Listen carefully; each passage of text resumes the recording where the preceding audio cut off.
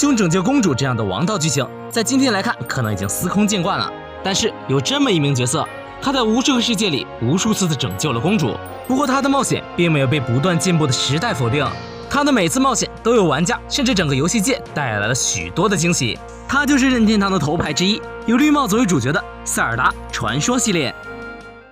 作为传奇的开端，系列首次亮相是作为老任 FC 的独占游戏发售。这款与 FC 磁盘读取器一同上市的新品，是 FC 上第一个拥有了保存进度以及读取存档功能的游戏。这两个对玩家堪称是救世主的功能，让当时的玩家得以摆脱关掉游戏就要重新开始的窘境，并且作为游戏史上第一款成熟的 ARPG 游戏，本作将探索收集以及动作元素很好的结合了起来，即时战斗、道具解谜，还有大片可自由探索的世界地图，以及通关后全新追加的里模式，都是具有划时代意义的创新。可以说本作的诞生影响了后来的无数游戏，并且为塞尔达整个系列开了一个好头。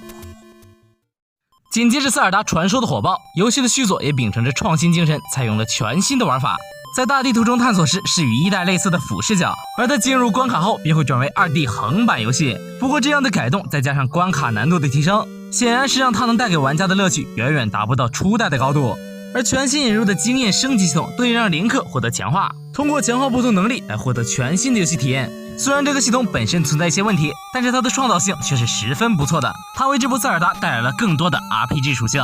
本作完善了塞尔达系列不少的世界观，带给了玩家更大的世界、更多的操作机会。虽然创新的内容毁誉参半，但是这都并不影响让本作成为一款值得一玩的塞尔达作品。为了给超任添砖加瓦，这部步入新时代主机的塞尔达让全世界为其欢呼，甚至连 Famicom 杂志也为其打出了39的历史最高分。本作是建立在1代的基础上，用更加精致的画面、更灵巧的动作为玩家带来了全新的冒险。本作中新加入的魔法槽、静顿等要素也对后续塞尔达作品产生了各种各样深远的影响。如此优秀的作品，自然在后续也推出了复刻。本作后续在 GBA 中推出了加入联机内容的复刻版《塞尔达传说：众神的三角力量与4支箭》。复刻版允许玩家利用 GBA 的连接线，最多进行4人的联机。联机功能让这款附赠品性质的游戏更加饱满，并且在之后4支箭也可以通过 NDS 的无线功能进行联机，让联机门槛变得更低了。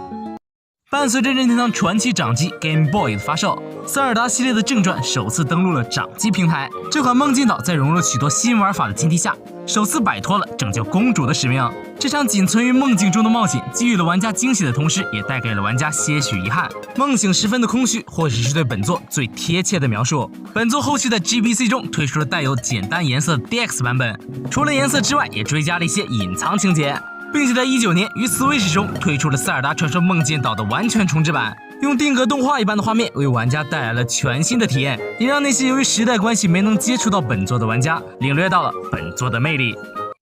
随着游戏业全面进入 3D 时代，任天堂用它的性能怪兽 N64 为玩家上演了一场精彩的表演，其中十分知名的除了马里奥64以外，另一个便是这款被称为开放世界游戏制作说明书的实之敌了。任天堂用超前的想法以及创造力，为业界展示了开放世界的动作按键应该如何处理，以及 3D 的开放世界应该如何展现。游戏内设有许多的支线，并且在各个迷宫的设计上也看得出任天堂下了许多的功夫。本作在作为一款满分神作的同时，也获得了把2D 塞尔达毫无瑕疵的以 3D 重新演绎的美誉。而本作开创了3条时间线，也为后续塞尔达的剧情带来了更好的延伸。而后续在 3DS 中，本作也推出了重制版，更稳定的帧数，更加精致的画面，再加上对 3DS 裸眼 3D 特性的运用，让这部重制版有了更大的活力。说起来，梅祖拉的假面可能是塞尔达至今最压抑的作品。伴随着时间过3天就要毁灭世界的狰狞月亮，玩家要通过前作获得的时之笛的力量不断回溯，直到拥有可以一次通关的实力。而对时间的运用便是本作的核心。本作所有的 NPC 都会严格受到时间的影响，而林克与 NPC 们的接触也会影响他们后续的发展。除了时之笛，我们在游戏中还可以获得许多的面具，我们需要通过面具的力量来进行各个迷宫的解谜。而相对的，本作最有意思的也就是这套面具系统，通过面具变成对应种族获得其力量的设定，即便放到现在也十分新颖。而这款黑暗童话风的塞尔达，后续也与时之笛一同在 3DS 中迎来了重置。除了画面的提升外，还增加了一些原创的关卡，手中有 3DS 的玩家一定不能错过这2部作品。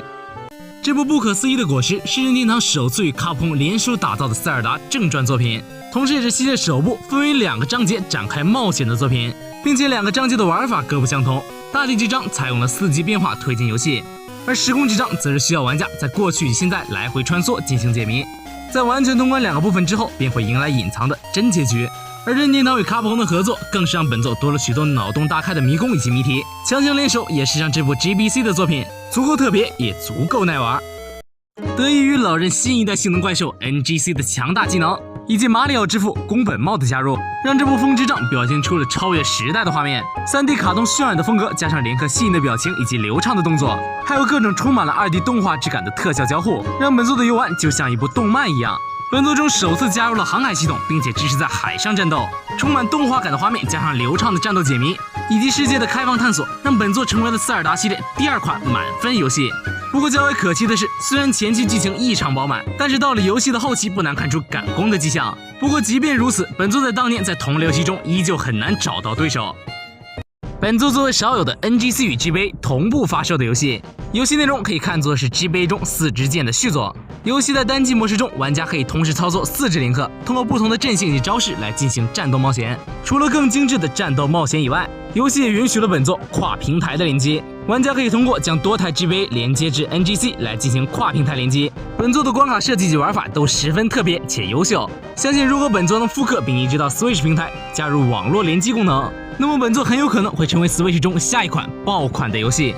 那么接下来，让我们把视线重新转回掌机市场。这部《缩小帽》是由任天堂与卡普空合作的第2部《塞尔达正传》。虽然本作的流程稍短，但是其中谜题的设计却毫不逊色。由于加入了许多全新的动作，让本作的连克变得十分灵活。而对应的标题，连克在本作获得的能力便是可以通过叶泽罗的能力随意的变大变小。玩家可以通过改变自身的大小来进行各样的解谜。这样大与小的设计对比，让本作玩起来童话感十足。本作优秀的画面调校、灵动的动作，再加上本作独有的大小转变，与强强联手带来的高素质的游戏水平，让本作在 GBA 的所有游戏中也可以称得上是品质极高的作品。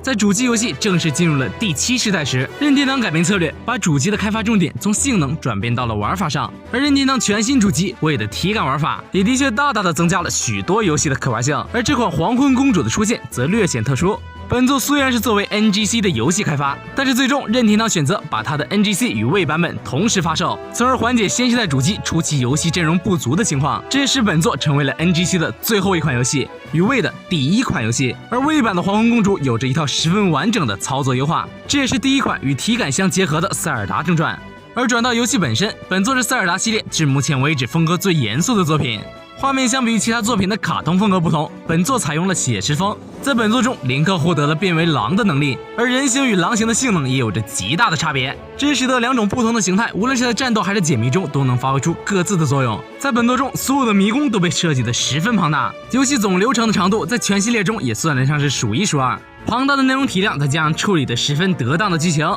虽然基调略显阴暗，但是也正是因为这份写实与阴暗，让本作成为了一款特殊却又十分对味的塞尔达作品。那么也是让我们把视线再次拉回掌机市场，在 GBA 华丽的完成了它的使命后，掌机的战争便再次开始了。任天堂为了回应索尼的挑战，派出了它的全新掌机 NDS， 而这款幻影沙漏便是为 NDS 而生的作品。本作充分地运用了 NDS 的所有特性，在上屏干净利落地显示了游戏的地图，而 UI 以及画面被安插在了下屏之中。而全触摸的新颖操作设计也是让本作的玩法产生了很大的变化，玩家包括移动在内的所有操作都要依靠下屏的触摸板来进行。为了将 NDS 的特性全部展示，本作当然也没有放过 NDS 的麦克风。在本作中，麦克风可以起到惊吓甚至砍价等离谱的作用。本作不仅是一款游戏，也是一个 NDS 的使用指南，它让大家知道了原来 NDS 还可以这样玩。本作是塞尔达系列在 NDS 中的第2部作品，游戏的操作与前作基本一致。但是本作在游戏中突破性的为林克增加了许多的对话选择，让林克的形象变得更加的生动立体起来。同时在本作中，林克也不再是孤单一人，在游戏中我们会与失去了肉体的公主一起冒险，并在她的辅助下进行各样的解谜，完成冒险。本作的一大亮点便是操作2人进行的冒险解谜，以及对林克和其他人物性格刻画上的巨大进步。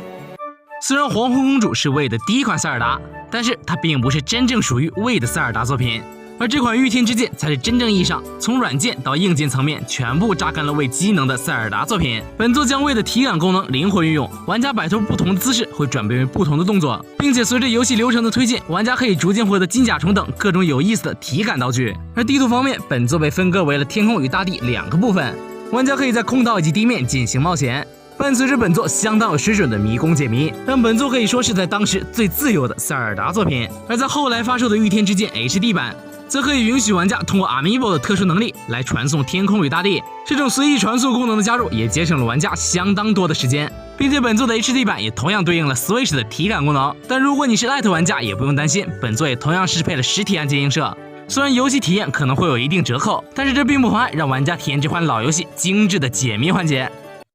作为 3DS 第一款属于它自己的塞尔达作品，本作拥有着高自由度的游戏流程。虽然在模式上回归了经典的2D 视角，但这其中也不乏对裸眼 3D 功能的巧妙利用。在本作中，林克可以通过手镯的力量变为纸片人，来穿梭于各种平常无法穿梭的地图，并且在本作中也首次引入了能量槽的设定。林克每次使用拉维奥道具时便会消耗能量，能量耗尽后则不能使用对应道具以及变成壁画，这使玩家需要进行更多的思考来考虑能量的分配。但是较为可惜的一点是，本作的操作回归了实体按键，并没有采用 NDS 那样的触控操作，而在地图方面也与三角恋一代如出一辙，基本上只是单纯的3D 化了，并且本作的难度方面也出现了一些小小的问题，在难度上并没有循序渐进的感觉，而是单纯为了针对某个元素或者道具而设计的单个迷宫，迷宫之间的难度并没有被拉开。但是本作适中的难度、优秀的配乐以及对裸眼 3D 观感的处理，让它十分适合新手入坑。对新人来说，本作将会是一款十分不错的过渡作品。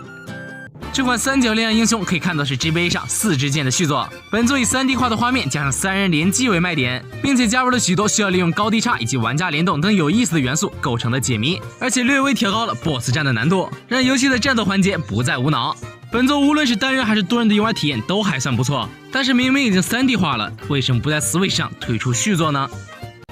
作为塞尔达系列首次的无双化，光荣头目为任天堂带来了一部相当不错的无双作品。虽然失去了塞尔达传统的高精度解谜，但这却收获了一个相当有节奏的战斗体验。本作中设计了针对怪物进行的削刃打处决的战斗方式，让这款无双游戏保留了一定的策略性。当然，如果想体验最纯粹的割草无双，也可以选择降低游戏难度，或者将自己喜欢的角色培养到最强状态。本作是你目前能玩到的涵盖人物最丰富的塞尔达无双作品。不过这里要强调的是，你不要对它抱有特别大的期望，因为无双类游戏无论再怎么赶，玩法也都可以说是十分单一。如果你没有粉丝滤镜的话，那么这款游戏可能并没有那么有趣。旷野之息是塞尔达系列少有的破圈的现象级作品，本作对玩家乃至整个游戏界都是特殊的。作为岩田宗社长最后的礼物之一，塞尔达再次对游戏业进行了一场无声的教学。在这个开放世界同质化严重的时代，塞尔达再次站了出来。本作的出现仿佛将玩家们带回了石之笛的时代。不过这次他要教会业界的是，开放世界怎么做才会好玩。本作重新让一个玩家变回了一个单纯的爱玩游戏的人，而不是在开放世界里刷清单的打工仔。旷野之息中的种种细节以及游戏中高超的无提示引导，让玩家们可以在探索世界的同时却又不偏离轨道，每时每刻都能体验到这款游戏带来的充足的乐趣。本作充分的榨干了 Wii U 的所有技能，这款游戏优秀的素质让它虽然身为 Wii U 的末期游戏，但是却变为了 Switch 的护航大作。本作与 Switch 极高的象性也在如今展现的淋漓尽致。旷野之息吸引着玩家不断探索游戏的乐趣，并且将塞尔达整个系列带上了一个全新的高度。紧接着旷野之息的巨大成功，任天堂用这部灾厄启示录为塞尔达旷野之息的前传剧情做了一定程度上的补全，并且用平行世界的形式将正传中的种种遗憾在本作中为玩家填补。本作由于是塞尔达无双系列的续作，在玩法上与前代海拉鲁全明星大相径庭，但是在正常流程中穿插了几场大魄力的神兽战，让本作的游玩节奏还是十分不错的。较为可惜的一点是，本作的 Switch 端的帧数表现并不优秀，绝大部分时间的帧数都不会趋于稳定。虽然本作玩起来可能并没有想象中的那么不错，但是哪个旷野之息玩家又不想要一个四英杰还存在的世界呢？2022年是游戏业重要的一年，以《艾尔登法环》这样神作为首的开端，必定会演出更多更强大的对手。我相信任天堂绝对不会让任何一个喜欢自家游戏的玩家失望。经历了这么多年的等待，相信老任一定会为我们交出一份完美的答卷。我不知道，也不想去猜疑谁会是今年的年度最佳，我只知道在今年的年末将会是塞尔达系列玩家新的开篇。好的，那么以上便是本期视频的全部内容了。如果点赞破1000，我会立刻追加下期视频。如果喜欢这期视频的话，不妨一键30加关注支持一下，或者在弹幕和评论区说出你们的看法。我是三位，我们下期视频再见，拜拜。